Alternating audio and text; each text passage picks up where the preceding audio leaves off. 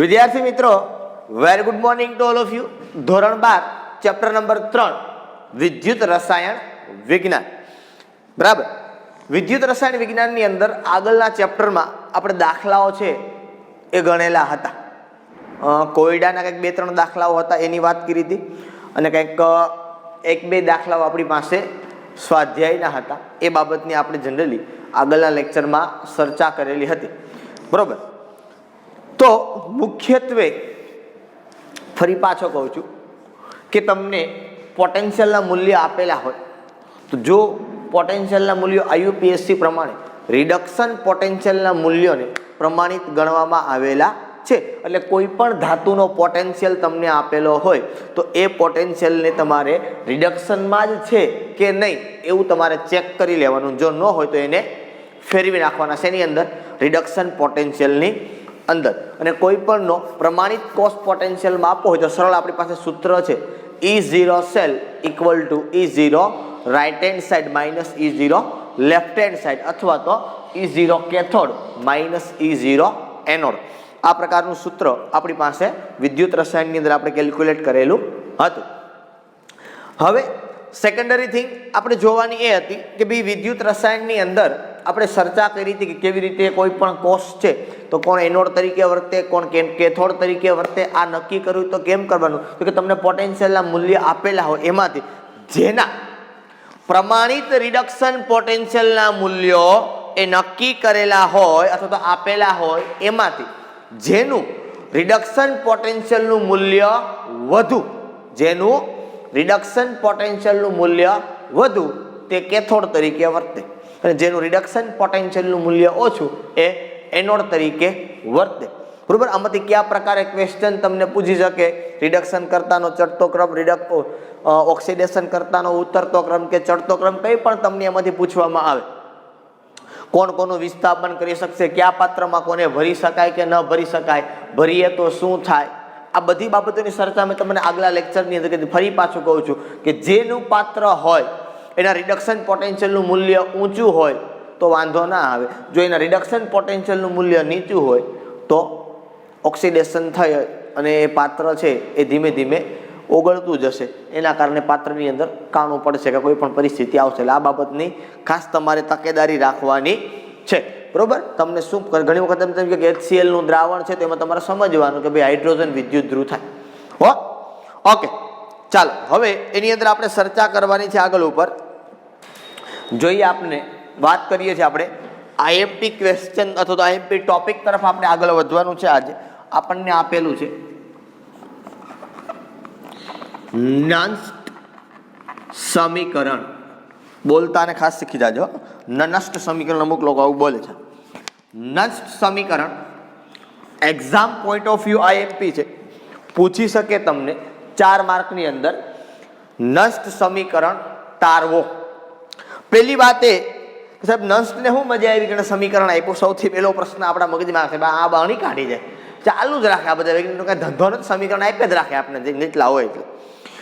નષ્ટ શા માટે સમીકરણ આપ્યું એની વાત કરીએ તો અત્યાર સુધી 3-4 લેક્ચરની અંદર જેટલા પણ આપણે વિદ્યુત રાસાયણિક કોષની ચર્ચા કરી, આ બધાય વિદ્યુત રાસાયણિક કોષની અંદર દ્રાવણની સાંદ્રતા આપણે 1 મોલર લીધી હતી. કેટલી લીધી હતી આપણે? 1 મોલર. એનો મતલબ આપણો જે કોષ હતો એ આપણો કોષ પ્રમાણિત કોષ આપણે કહેતા, કે એ કોષનો પોટેન્શિયલ હોય તો કહેતા આપણે કે પ્રમાણિત કોષ પોટેન્શિયલ. બરાબર છે. કે એનો રિડક્શન પોટેન્શિયલ હોય તો આપણે કહેતા કે એનો પ્રમાણિત વિદ્યુત ધ્રુવ પોટેન્શિયલ, કે પ્રમાણિત રિડક્શન પોટેન્શિયલ, કે પ્રમાણિત ઓક્સિડેશન પોટેન્શિયલ. આવી વાત આપણે કરતા હતા.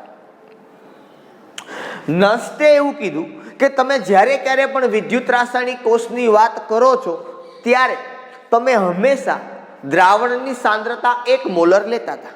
મતલબ તમે પ્રમાણિત શબ્દ વાપરતા હતા, એનો મતલબ સીધો થાય કે એની સાંદ્રતા 1 મોલર છે. બરાબર છે. નસ્ટે એવું કીધું કે દર વખતે દ્રાવણની સાંદ્રતા 1 મોલર હોય એવું જરૂરી નથી. દર વખતે બી તમે કોઈ પણ વિદ્યુત ધ્રુવને કોઈ પણ દ્રાવણમાં ડુબાડેલો હોય તો એની સાંદ્રતા હંમેશા 1 મોલર જ હોય એવું કમ્પલસરી નથી. જો 1 મોલર હોય તો આપણે કહેતા એને પ્રમાણિત વિદ્યુત રાસાયણિક કોષ.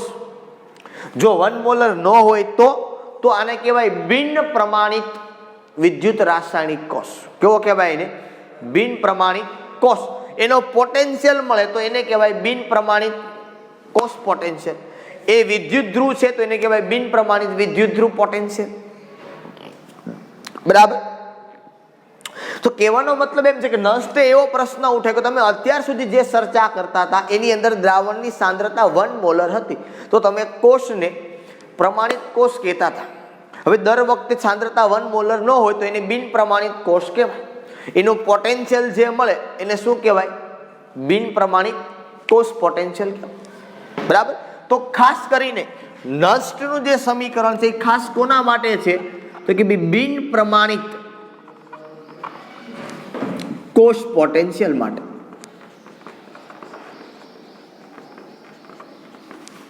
શેના માટે છે? બિન પ્રમાણિત કોષ પોટેન્શિયલ મતલબ પ્રમાણિત નથી. બરોબર. એટલે એને કેવો કહેવાય? બિન પ્રમાણિત. આને આપણે ઈ સેલ કહેવાય. શું કહેવાય આને? ઈ સેલ. ઓને આપણે શું કહેતા હતા? E0 cell. E0 મતલબ પ્રમાણિત કોષ પોટેન્શિયલ. આ બિન પ્રમાણિત છે તો શું કહેવાય એને? ઈ સેલ. હવે નષ્ટે આ બિન પ્રમાણિત કોષ પોટેન્શિયલ તો એનું સૂત્ર કેમ તારો? ઓલું સૂત્ર આપણી પાસે હતું ક્યુ? તો કે E0 cell equal to E0 cathode minus E0 anode. આપણે બે પાત્ર લેતા ને એની અંદર વિદ્યુત ધ્રુવ ડુબાડતા ને વચ્ચે વોલ્ટ મીટર ને બેટરી જોડતા ને પછી ખબર પડતી કે આપણે ક્યાંથી ક્યાં પ્રવાહ જાય છે. બરાબર છે. તો એના ઉપરથી આપણે કહેતા કે આનો કોષ પોટેન્શિયલ આટલો છે એ કેલ્ક્યુલેટ આપણે કરતા. કોઈ એકનો માપ હોય તો આપણે સામે હાઇડ્રોજનને રાખી દેતા તો હાઇડ્રોજનની સાપેક્ષે આપણે કોઈનો કોષ પોટેન્શિયલ છે એ મળતો અને એના આધારે કહેતા કે આનો વિદ્યુત ધ્રુવ પોટેન્શિયલ આટલો થાય કોષ પોટેન્શિયલ ઉપરથી. કોષનો કોષ પોટેન્શિયલ પોટેન્શિયોમીટર નામના સાધન વડે માપવામાં આવે. આની પણ આપણે ચર્ચા કરી. બરાબર છે. નષ્ટ સમીકરણની આ વાત કરી. તો ઈ સેલ છે, આ ઈ સેલની ગણતરી આપણે કરવી હોય બિન પ્રમાણિત કોષ પોટેન્શિયલની તો એ કેવી રીતે કરાય? તો આ સમીકરણની તારવણી કરવા માટે નષ્ટે કોનો ઉપયોગ કર્યો? તો કે ઉષ્માગતિશાસ્ત્રનો. કોનો ઉપયોગ કર્યો એને? ઉષ્માગતિશાસ્ત્રનો ઉપયોગ કરી અને એને બિન પ્રમાણિત કોષ પોટેન્શિયલનું સૂત્ર છે એ મેળવ્યું.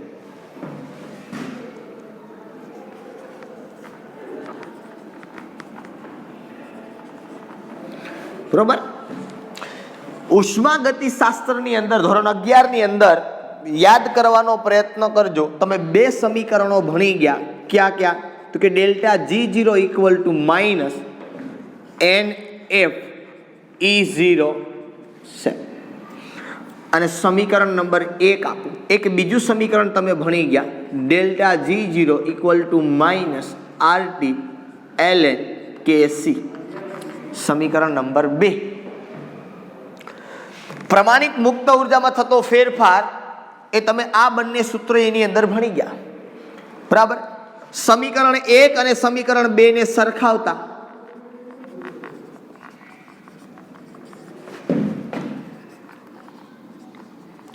તમારી ટેક્સ્ટ બુક ની અંદર આપવામાં નથી આવેલું, સીધું સૂત્ર એ લોકોએ આપી દીધું છે તમને. પણ હું તમને સમજાવું કે કઈ રીતે આ સૂત્ર આવે. 1 અને 2 ને સરખાવો એટલે આ બે ઉડી જાય, માઇનસ માઇનસ પણ ઉડી જાય તો સીધું તમને મળે NF E0 cell equal two RT ln KC. બરોબર. ચલો KC છે એ સંતુલન અચળાંક છે. બરાબર છે. ઓકે. હું E0 સેલ ને સૂત્રનો કરતા બનાવું, NF સામે જશે તો E0 cell equal two RT upon NF ln KC. જો વાયુમય પ્રક્રિયા હોય તો KP હોય. સંતુલનને યાદ કરવાનો પ્રયત્ન કરો. જો દ્રાવણમાં થતી હોય પ્રક્રિયા તો KC લખીએ, જો વાયુમય પ્રક્રિયા હોય તો KP લખીએ. બરાબર. કારણ કે વાયુમય પ્રક્રિયા માટે દબાણ એ જ એની સાંદ્રતા. આવું આપણે સંતુલનમાં અવારનવાર ભણતા ને વાત કરતો હું તમને કે વાયુમય પ્રક્રિયા માટે દબાણ એ જ એની સાંદ્રતા. અહીંયા દ્રાવણની અંદર પ્રક્રિયા થાય છે એટલે હું KC લખું છું. આ E0 સેલ છે. બરાબર છે. ઓકે. જો આ E0 છે એટલે પ્રમાણિત કોષ પોટેન્શિયલ છે એનો આટલો થાય, આવું હું તમને કહું છું. બરાબર છે.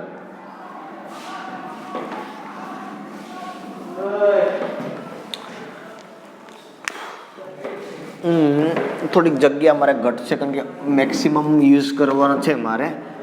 બિન પ્રમાણિતાને કાઢી નાખું છું અહીંથી. બરાબર, તમે તમારી રીતે સાઈડમાં લખી લીધું હશે.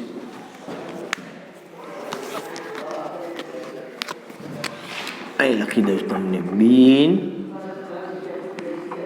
પ્રમાણિત કોષ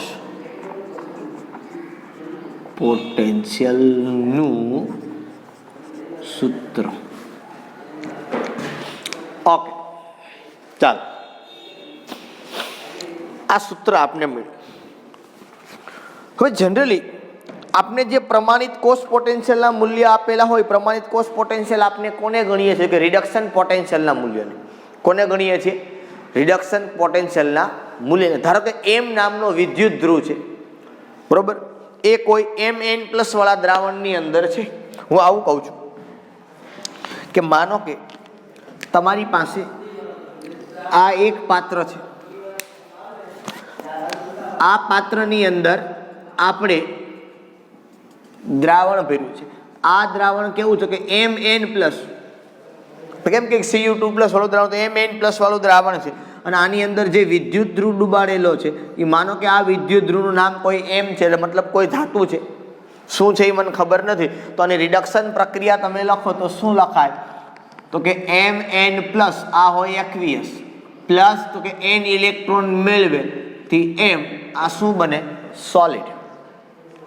સીધી વાત છે કે Cu2+ + 2 ઇલેક્ટ્રોનથી Cu, આ જે બને એ શું બને? તો કે Cu2+ થી 2 ઇલેક્ટ્રોનથી Cu, એટલે Cu સોલિડ. આ પ્રકારની રિડક્શન પ્રક્રિયા કેથોડ ઉપર થાય. તો આ જે કેથોડ ઉપર પ્રક્રિયા થાય છે એ પ્રક્રિયા માટે આપણે બિન પ્રમાણિત કોષ પોટેન્શિયલ મેળવવો છે. તો કેમ મેળવાય? તો કે બિન પ્રમાણિત કોષ પોટેન્શિયલ તમારે જો મેળવવો હોય તો આમ કરવું પડે કે E સેલ = આને લઈ લેવાનું અંદર E0 cell -RT/NF ln Kc. હવે આ સૂત્રનો ઉપયોગ હું આ સમીકરણની અંદર કરું તો અહીંયા હું લખું કે E સેલ =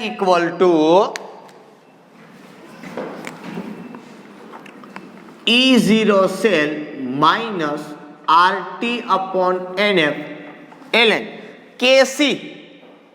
Kc એટલે શું? સંતુલન અચળાંક. એટલે તો કે નિપજોની સાંદ્રતાનો ગુણાકાર છેદમાં પ્રક્રિયકોની સાંદ્રતાનો ગુણાકાર. યાદ કરો, સંતુલન પ્રક્રિયાને યાદ કરો. જો કોઈ આવી પ્રક્રિયા હોય AA + BB થી CC + DD આવી પ્રક્રિયા હોય તો Kc શું લખતા? તો કે C⁻C × D⁻D upon A⁻A × B⁻D. આ Kc લખતા તમે દ્રાવણમાં થતી પ્રક્રિયા માટે. યાદ આવે છે? તો બસ મારે અહીંયા Kc ને બદલે અહીંયા લખવું છે. શું લખાય? તો કે નિપજોની સાંદ્રતાનો ગુણાકાર. તો નિપજ માટે લખું અહીંયા M સોલિડ upon અહીંયા Mn+, આ છે એક્વિયસ. રેડી? ઇલેક્ટ્રોન કઈ લખવામાં આવતા નથી, આમે લખી નાખ્યું. હવે તમને ખબર છે કે સોલિડની સાંદ્રતા, તમે સંતુલનમાં ભણી છે કે સોલિડ અને લિક્વિડની સાંદ્રતા અચળ હોય છે. તેથી એને સંતુલન એની સાંદ્રતા ગણવામાં આવતી નથી, કારણ કે એની ઘનતા અચળ હોય. સોલિડ અને લિક્વિડની ઘનતા અચળ હોય એટલા માટે એની સાંદ્રતા ગણવામાં આવતી નથી. આવું આપણે વિષમાંગ સંતુલનની અંદર ભણી ગયા છીએ, બરાબર. તો આપણે અહીંયા M ને નહીં ગણીએ તો આપણને મળશે કે E cell = E0 cell -RT/NF ln 1/Mn+. Is it clear? અહીંયા R વાયુ અચળાંક છે. અહીંયા લખી દઉં તમને R બરાબર, તમને ખબર જ હોય જો કે વાયુ અચળાંક, અને આની કિંમત આપણે લેવાની છે 0.08314 બરોબર 12 litre inverse 12 × litre × mall inverse × kelvin inverse. બરોબર, આ તમને ખબર પડે ને. આ કિંમત તમે ઉષ્માગતિશાસ્ત્રની અંદર ભણી ગયા છો અને નો યાદ આવે તો હું તમને કહું કે PV = nRT. તો R બરાબર PV/NT.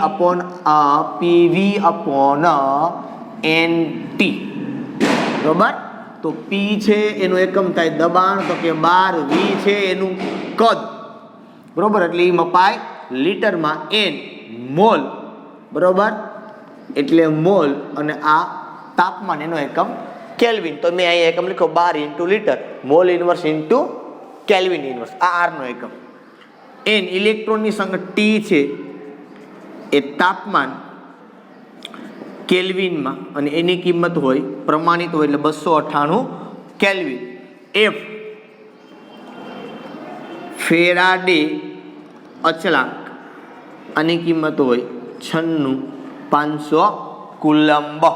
આ સી છે શું છે? કુલંબ. આ પણ તમે ઉષ્માગતિશાસ્ત્રમાં છેલ્લા પાઠની અંદર અભ્યાસ કરતા, બરોબર. એન ઇલેક્ટ્રોનની સંખ્યા કેટલી મેળવે છે, કેટલી ગુમાવે છે, એ સંખ્યા ઉપર કાર્ય થશે, બરાબર છે. ઓકે, ચાલો હવે આપણે આગળ ઉપર વાત કરીએ કે ભાઈ આ સમીકરણ જે આપણે mn પ્લસ n ઇલેક્ટ્રોન થી m માટે લાગુ પાડ્યું, હવે આ જ સમીકરણ છે કે નસ્ટનું સમીકરણ ડેનિયલ કોષ માટે લાગુ પાડતા. કોના માટે લાગુ પાડતા? નસ્ટ સમીકરણ ડેનિયલ કોષ માટે લાગુ પાડતા. કોષ માટે લાગુ પાડતા શું થાય? તો કે પહેલા ડેનિયલ કોષમાં તમને હવે જાતે ખબર હોવી જોઈએ કે ઝિંક એનોડ તરીકે કાર્ય કરે છે, જ્યારે કોપર કેથોડ તરીકે કાર્ય કરે છે. તો હું પહેલું લખું ઝિંક માટે, તમારે શું લખાય? તો કે E Zn2 પ્લસ થી Zn equal to E0 Zn2 plus થી Zn minus RT upon 2F, કારણ કે ઇલેક્ટ્રોનની સંખ્યામાં ચેન્જ થાય, કેટલો થાય? 2 નો. Ln 1 અપોન Zn2 પ્લસ, કારણ કે એ પ્રક્રિયા હું લખું તો શું લખું? આ પ્રમાણે લખાય ને, બરાબર છે. ઓકે, બીજું લખું કોપર માટે, તો E Cu2 પ્લસ થી Cu equal to E0 Cu2 plus થી Cu minus RT upon 2F Ln 1 upon Cu2 plus.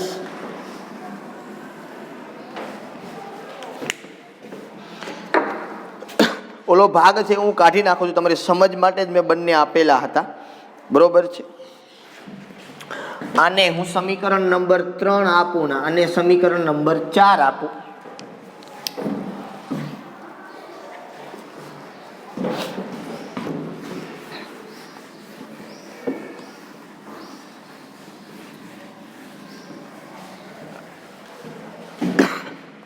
બોર્ડમાં કદાચ છેલ્લે તમને લાલ લીટી સુધી દેખાતું હશે, એટલે મારે એ પ્રમાણે મને લખવાની ખબર પડે.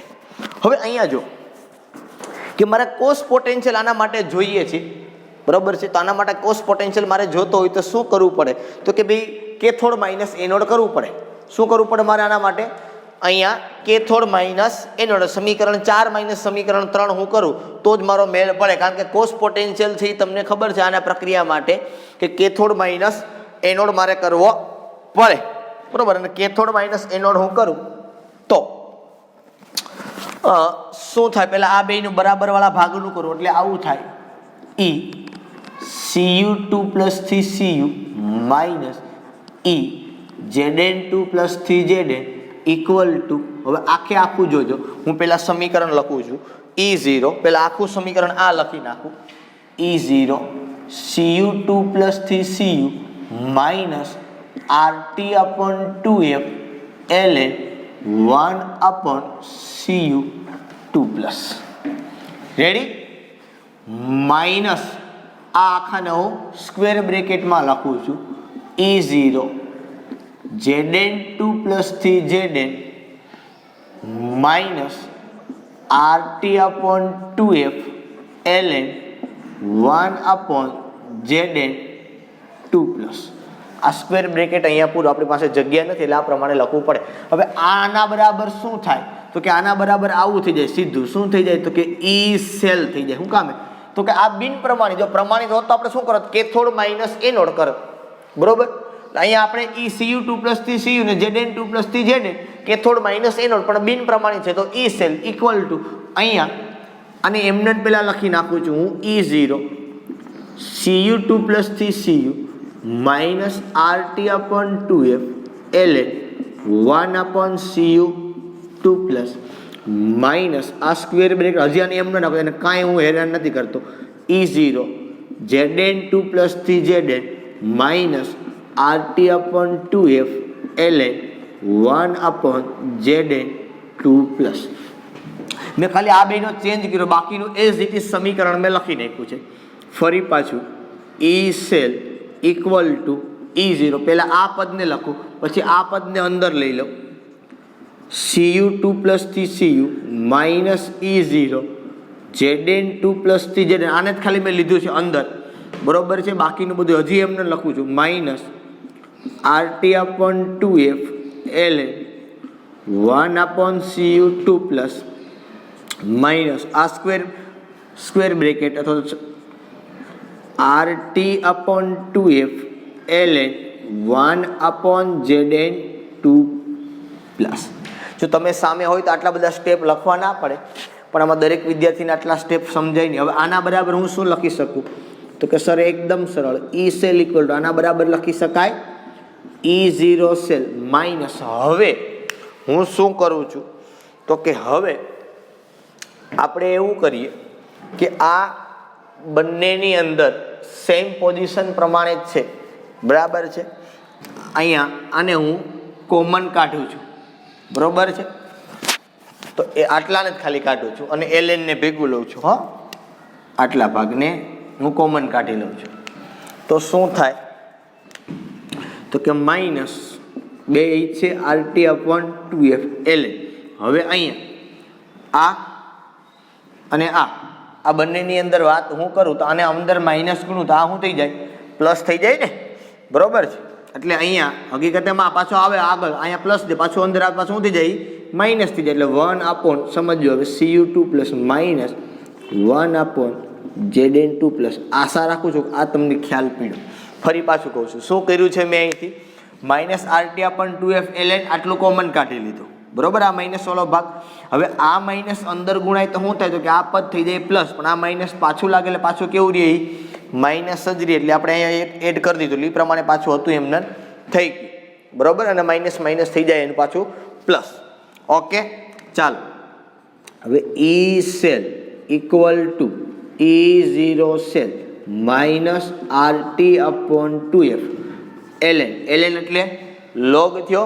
પણ આ ઈ વાળા બેઝ વાળો લોગ થયો 10 વાળો નહીં ઈ વાળો બેઝ થયો એટલે શું થાય તો કે લોગની બાદ બાકી તો લોગનો ભાગાકાર ખબર ને લોગના બે નિયમ છે લોગનો ગુણાકાર હોય તો લોગનો સરવાળો થાય ભાગાકાર હોય તો બાદ બાકી થાય બાદ બાકી હોય તો ભાગાકાર થાય તો આને તમે ભાગાકારમાં લઈ જાઓ તો છેદનો છેદ પાછો આવે અંશમાં એટલે અહીંયા આવે Zn2 પ્લસ અપોન અહીંયા આવી જાય Cu2 પ્લસ આ ડેનિયલ કોષ માટેનું સમીકરણ છે આપણે ઈ સેલનું મળ્યું હવે બીજા કોઈ પણ કોષ માટે જોતું હોય તો આપણે શું કરવું પડે અથવા તો આ કોષ માટે જોતું હોય તો પણ બરોબર અથવા તો બીજા કોઈ પણ કોષ માટે જોતું હોય બરાબર સામાન્ય કોઈ પણ કોષ માટે તો હું તમને ખાલી આટલું લખી દઉં કે E cell equal to E0 cell હવે અહીંયા હું બધી કિંમત મૂકું સિવાય કે બે આ બે સિવાયની R ની કિંમત મૂકું 0.08314 T ની કિંમત મૂકવાની 298 અને F ની કિંમત મૂકવાની 96500 કુલમ આ બધું તમે મૂકશો એટલે તમને મળશે 0.059 અપોન અહીંયા લખું છું હું n આ બે ને બદલે ડેનિયલ કોષ હતો એટલે બે હતા દર વખતે બે ઇલેક્ટ્રોનનો ચેન્જ થાય કે થતો હોય આવું કમ્પલસરી હોય નહીં એટલે અપોન n આ ln છે એને પણ તમારે 2.303 વડે ગુણી દેવાના એટલે 2.303 પણ આની કેલ્ક્યુલેશનની અંદર વહી ગયું અથવા તો જો ન ખબર પડે તો આ બધી કિંમતો આપણે મૂકીએ માઇનસ અહીંયા r ની કિંમત મૂકું 0.8314 ઇન્ટુ 298 ઇન્ટુ 2.303 અપોન n એને ગુણ્યા 96500 અહીંયા આવી જાય લોગ બરાબર છે આ Zn2 પ્લસ મતલબ ડેનિયલ કોષમાં Zn2 પ્લસ એટલે શું છે તો કે એનોડ વાળું દ્રાવણ Cu2 પ્લસ તો કે કેથોડ વાળું દ્રાવણ તો અહીં લખી નાખું એનોડની સાંદ્રતા ના છેદમાં અહીંયા શું લખી નાખું? કેથોડની સાંદ્રતા. હું કોઈ પણ કોષ માટે વાત કરું છું તો પછી મને મળે લાસ્ટની અંદર સૂત્ર,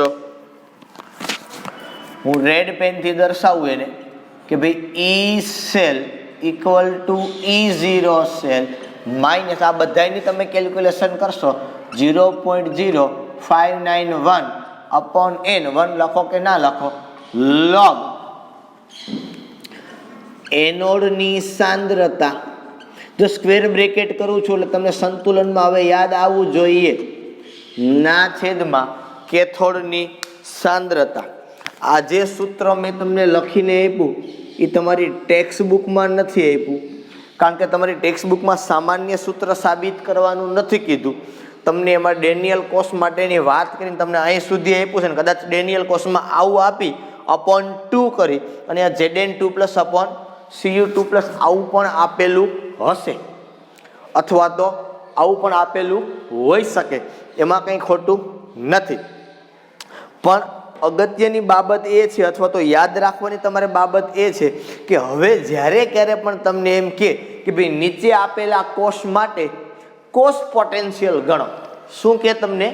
નીચે આપેલા કોષ માટે કોષ પોટેન્શિયલ ગણો. હવે એ કોષ માટે કોષ પોટેન્શિયલ ગણવાનું કે એટલે એનો E0 સેલ તમને આપેલો હોય ને ન આપેલો હોય તો એ બેયના પોટેન્શિયલ આપેલા હોય. કેવી રીતે થશે તમને આગળ એક્ઝામ્પલમાં સમજાવી. n ઇલેક્ટ્રોનની સંખ્યામાં થતો ફેરફાર, એનોડની સાંદ્રતા ને છેદમાં કેથોડ. સર એ ક્યાંથી કાઢવી? તો કે એ તમને આપેલી હોય. હું કામ આ સૂત્રમાં મૂકી મેં એનોડ ને કેથોડની સાંદ્રતા? તો કે અત્યાર સુધી આપણે પ્રમાણિત કોષ પોટેન્શિયલમાં કેવું હતું?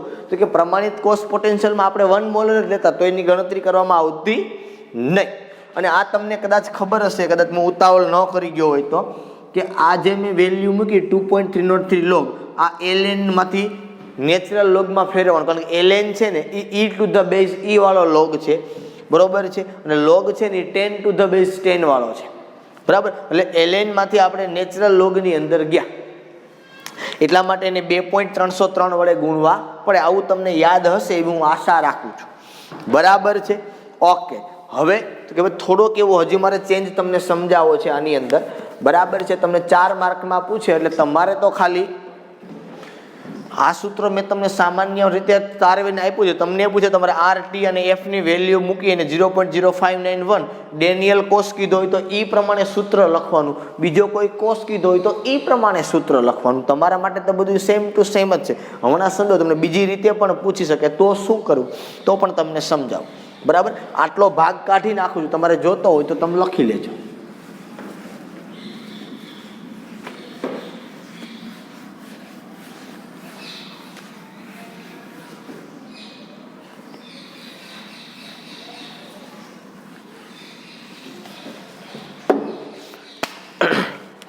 ટેક્સ્ટ બુકમાં જ આપેલું છે તમને કે માનો કે આ ડેનિયલ કોષ માટે આપણે સૂત્રને લાગુ પાડ્યું. માનો કે તમને કંઈક આવું આપેલું છે ટેક્સ્ટ બુકની અંદર, નિકલ 2 પ્લસ એક્વિયસ સાંદ્રતા નથી આપી, ક્ષાર સેતુ Ag પ્લસ થી Ag સોલિડ. હવે આના માટે આપણે લાગુ પાડવાનું કે તો શું કરવાનું? આના માટે લાગુ પાડવાનું કે આ કોષ માટે તો ડેનિયલ કોષનું સમીકરણ શું, નંશ સમીકરણ શું થાય? તો હવે જો તમને શીખવાડું, નંશ સમીકરણ આટલું તો છે જ, E cell equal to E0 cell. આ કિંમતો તો બધાયમાં હરખી જ છે, RT અપોન 2F વાળી.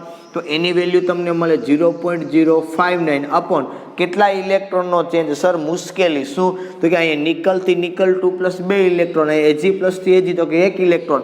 મેં તમને આગળ પણ સમજાવેલું છે ને હજી પણ કહું છું કે જેટલા ઇલેક્ટ્રોન છે એ હોય સંખ્યા સમાન જ હોવી જોઈએ.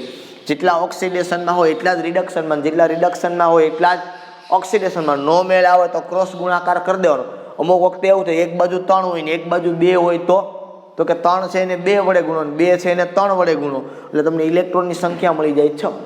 આવું થશે. હમણાં તમે ક્યાંક વચ્ચે આવશે આડું તો હું તમને કેલ્ક્યુલેટ કરતા શીખવીશ, બરોબર, કે કેવી રીતે ત્યાં કામ કરવાનું. તો અપોન કેટલા આવશે? કે અપોન આવશે અહીંયા 2, પછી અહીંયા લોગ એનોડની સાંદ્રતા છેદમાં કેથોડની સાંદ્રતા. એનોડ એટલે ઓક્સિડેશન, તો કે નિકલ થી નિકલ 2+, તો અહીંયા એનોડની સાંદ્રતા તો કે નિકલ 2+, ના છેદમાં તો કે ના છેદમાં કોણ, તો કે Ag+, તો કે Ag+ નો હોય, અહીંયા આગળ 2 હોય. અને તમને સંતુલનમાં ખબર છે કે જે સહગુણક હોય એ ઘાતમાં જાય.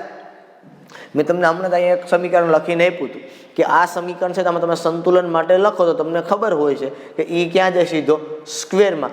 માનો તમને એમ કે ભાઈ નિકલથી નિકલ 2+ ના 2Ag+ થી 2Ag નું સમીકરણ ની મદદથી નષ્ટ સમીકરણ છે અથવા તો આ કોષનું નષ્ટ સમીકરણ તારવણી કરો આવું પૂછે તો મેં તમને કીધું હતું એ તમારી સમજણ માટે હતું, સીધું તમારે અહીંથી લખીને આપવાનું.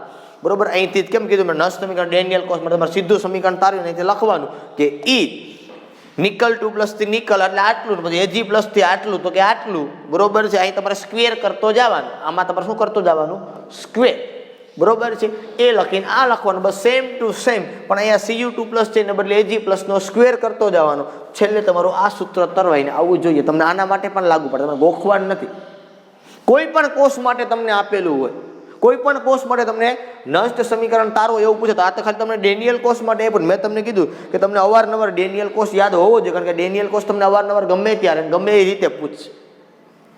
અહીંયા કોઈ પણ કોષ તમને આપેલો હોય તો એ તમને આવડવું જોઈએ. એક વસ્તુ આ છે, એક સેકન્ડ બંધ તમને કહી દઉં કે ઈ સેલ ઇક્વલ ટુ આવું પણ હોય, E0 cell -0.059 upon n log, અથવા તો આવું ન હોય તો આના બદલે આવું હોય તો -RT/2F ln QC. હવે યાદ કરો મેં તમને સંતુલનમાં KC અને QC વચ્ચેનો મતલબ છે એ સમજાવ્યો તો કે KC છે એ સંતુલને આવેલી પ્રક્રિયા માટે હોય અને QC છે એ સંતુલને હજી ન હોય, સંતુલને આવતું હોય, તમે ચેક કરતા હોય પ્રક્રિયા સંતુલનમાં છે કે નહીં. હજી પ્રક્રિયા સંતુલનમાં ન આવી હોય ત્યારે આપણે શું ગણીએ, QC. KC ને QC ગણવાનું બે સેમ રીતે છે, પણ KC તમે લખો એનો મતલબ સીધો એવો થઈ ગયો કે તમારી પ્રક્રિયા સંતુલનમાં છે, અને QC હોય એનો મતલબ એમ થઈ ગયો કે પ્રક્રિયા સંતુલનમાં નથી, કાં તો પુરોગામી દિશામાં થતી હોય કાં તો પ્રક્રિયા પ્રતિગામી દિશામાં થતી હોય. જો KC અને QC બે સમાન હોય તો પ્રક્રિયા તમારી સંતુલનમાં હોય. આવું આપણે 11મા ધોરણની અંદર સંતુલન નામના ચેપ્ટરની અંદર અભ્યાસ કરતા, એટલે કદાચ તમને એમ કહે કે આના QC શું થાય તો આ પ્રમાણે તમારે કરવાનું. પણ ધ્યાન એટલું રાખવાનું કે અથવા તો મગજમાં એટલું રાખવાનું કે જો Q આપેલો હોય, Q આપેલો QC આપ્યું હોય કે QP આપ્યું હોય, વાયુમય પ્રક્રિયા હોય તો QP હોય, દ્રાવણમાં થતી હોય પ્રક્રિયા તો QC હોય, ખાલી Q હોય એટલે આપણે કાંઈ મગજમાં કરવાનું નથી, જે હોય. બરોબર, આ Qનો મતલબ આની જેમ જ થાય, એનોડની સાંદ્રતા છેદમાં કેથોડ, અથવા તો તમે જો સંતુલનની ભાષામાં કહીએ તો નિપજોની સાંદ્રતાનો ગુણાકાર છેદમાં પ્રક્રિયકોની સાંદ્રતાનો ગુણાકાર. પણ જો K હોય અહીંયા લોગ લખો તો પણ ચાલે, એમાં કંઈ ખોટું નથી, લોગમાં પણ Q લખે ને આપણે લખતા જ સંતુલનની અંદર. બરોબર, જો લોગમાં હોય તો પરમ શાંતિની બાબત એ છે, બરાબર છે, કે તમારે એ બધું કેલ્ક્યુલેશન કરીને કમ્પ્લીટ ત્યાં 0.059 ની વેલ્યુ લખી નાખવાની. આ તમારે ટેક્સ્ટ બુકમાં આવું આપ્યું છે LNQ, એટલા માટે હું તમને કહું છું કે જો આ QC કે Q એવું કંઈ તમને આપેલું હોય તો તમારે મગજની અંદર એવું રાખવાનું છે કે પ્રક્રિયા સંતુલનમાં નથી, એટલા માટે તમને આપ્યું છે. કાં તો એ પ્રક્રિયા પુરોગામી થતી હોય, કાં તો એ પ્રક્રિયા પ્રતિગામી થતી હોય, ને કાં તો એ પ્રક્રિયા સંતુલનની અંદર હોય. કોઈ પણ સંભાવના હોઈ શકે, ફાઇનલ તમે કહી શકો નહીં. પણ જો K આપેલો હોય તો સમજવાનું કે પ્રક્રિયા સંતુલનની અંદર છે. ઓકે, બરાબર છે. આ થયું તમારું નષ્ટ સમીકરણ. Exam point of view IMP છે, તમને કોઈ પણ રીતે પૂછી શકે કે નષ્ટ સમીકરણની તારવણી કરો. જો પૂછે 4 માર્ક્સની અંદર તો આ પ્રમાણે તમારે લખવાનું છે. ઓલું જે તમને મેં આપ્યું હતું ઉષ્માગતિશાસ્ત્રને આધારે તારવણી થાય છે નષ્ટ સમીકરણની, એ ટેક્સ્ટ બુકમાં નથી છાપેલું, પણ તમારી માહિતી માટે હતું, કારણ કે તમારી ટેક્સ્ટ બુકમાં સીધું આ સૂત્ર આપી દે છે. હવે આ ક્યાંથી આવે, E cell E0 cell RT NF ને આવું બધું કોને ખબર. બરાબર છે, ટેક્સ્ટ બુકમાં માહિતી નથી આપી, પણ મેં તમને સરળ રીતે સમજમાં આવે કે કેવી રીતે ને ક્યાંથી સમીકરણ આવે છે એના માટે. યાદ રાખવાનું કે સંતુલન હોય તો સોલિડ કે લિક્વિડની સાંદ્રતા ગણવામાં આવતી નથી, કારણ કે સોલિડ અને લિક્વિડની સાંદ્રતા છે એ સોલિડ કે લિક્વિડની સાંદ્રતા છે એ જનરલી આપણે એટલા માટે નથી ગણતા કારણ કે એની સાંદ્રતા અચળ હોય અથવા તેની ઘનતા અચળ હોય, શુદ્ધ પદાર્થો છે એટલા માટે. ઓકે, અહીંયા નષ્ટની સમીકરણની તારવણી કરીને આપું છું. એકાદ દાખલા હજી ગણી શકાય એમ છે, પણ આપણે આ નષ્ટ સમીકરણના સૂત્ર ઉપરથી 5-6 દાખલા ગણવાના છે કે 6-7 દાખલા આપણે ગણવાના છે. એક લેક્ચરમાં નહીં થાય, થોડાક સમય વધુ લાગશે એટલે આપણે આખો લેક્ચર જેનો જુદો કરી નાખીએ છીએ. બરોબર, નવા લેક્ચરની અંદર આપણે મળશું. ત્યાં સુધી બધાને Tata bye bye and C. નષ્ટ સમીકરણનું સૂત્ર ખાસ કહું છું, ન યાદ તો 5-5 વખત લખી નાખજો. પછી કહેતા ને તમે કીધું તો નહોતું અમને કાંઈ. આ એમપી છે, એક્ઝામ પોઈન્ટ પહેલાં 5 વખત લખી નાખશો, 2-5 વખત, એટલે ખબર પડી જાય કેવી રીતે થશે.